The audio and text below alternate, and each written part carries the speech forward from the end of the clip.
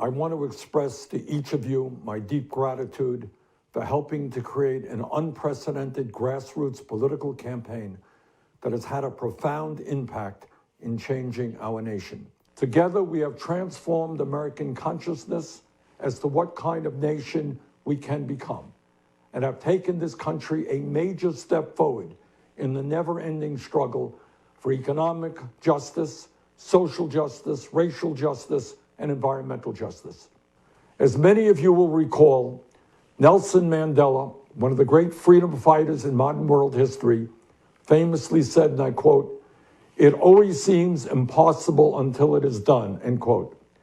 And what he meant by that is that the greatest obstacle to real social change has everything to do with the power of the corporate and political establishment to limit our vision as to what is possible and what we are entitled to as human beings.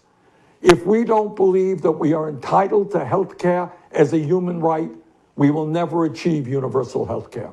If we don't believe that we are entitled to decent wages and working conditions, millions of us will continue to live in poverty.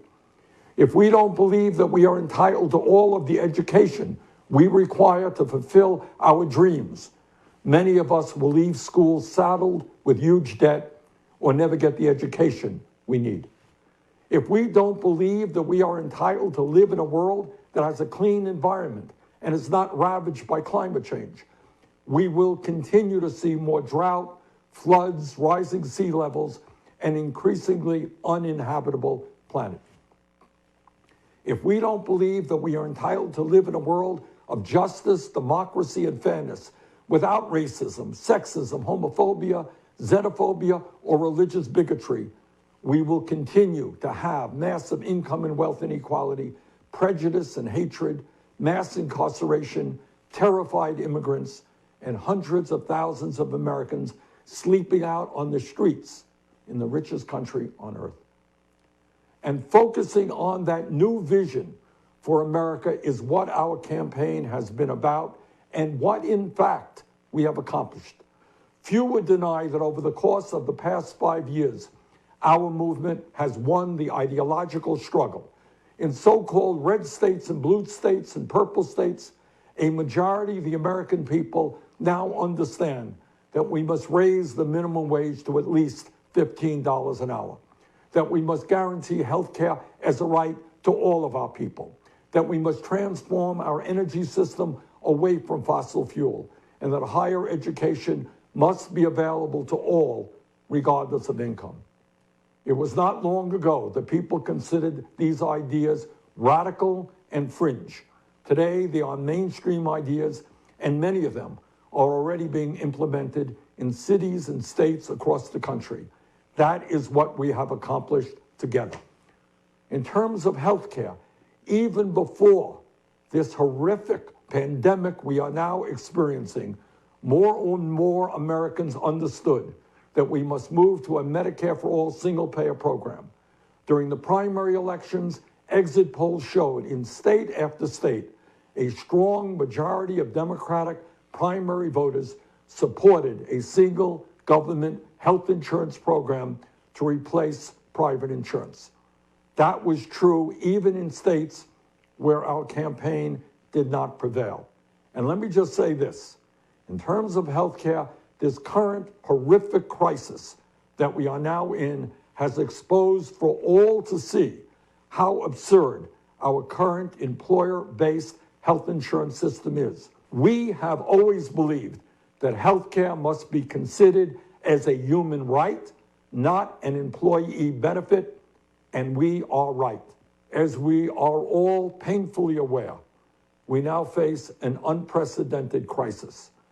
Not only are we dealing with a coronavirus pandemic, which is taking the lives of many thousands of our people, we are also dealing with an economic meltdown that has resulted in the loss of millions of jobs. As a member of the Democratic leadership in the United States Senate, and as a senator from the state of Vermont, this is something that I intend to intensely be involved in over the next number of months, and that will require an enormous amount of work. which takes me to the state of our presidential campaign. I wish I could give you better news, but I think you know the truth. And that is that we are now some 300 delegates behind Vice President Biden, and the path toward victory is virtually impossible.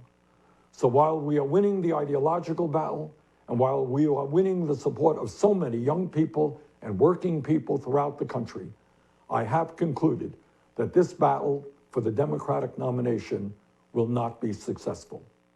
And so today, I am announcing the suspension of my campaign. Please know that I do not make this decision lightly. In fact, it has been a very difficult and painful decision. Over the past few weeks, Jane and I, in consultation with top staff and many of our prominent supporters, have made an honest assessment of the prospects for victory.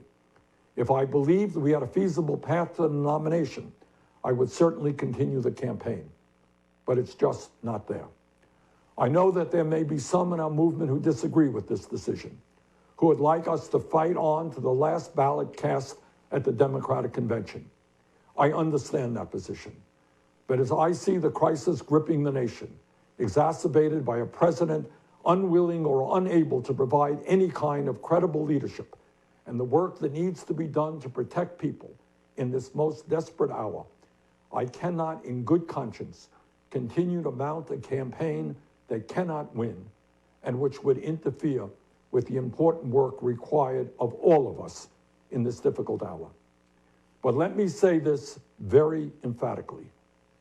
As you all know, we have never been just a campaign. We are a grassroots, multiracial, multi-generational movement which has always believed that real change never comes from the top on down, but always from the bottom on up. While this campaign is coming to an end, our movement is not. Dr. Martin Luther King Jr. reminded us that, quote, "The arc of the moral universe is long, but it bends toward justice," end quote. The fight for justice is what our campaign has been about. The fight for justice is what our movement remains about. Today, I congratulate Joe Biden, a very decent man, who I will work with to move our progressive ideas forward. On a practical note, let me also say this. I will stay on the ballot in all remaining states and continue to gather delegates. While Vice President Biden will be the nominee, we must continue working to assemble as many delegates as possible at the Democratic Convention, where we will be able to exert significant influence over the party platform and other functions. Then together, standing united, we will go forward to defeat Donald Trump, the most dangerous president in modern American history. And we will fight to elect strong progressives at every level of government, from Congress to the school board.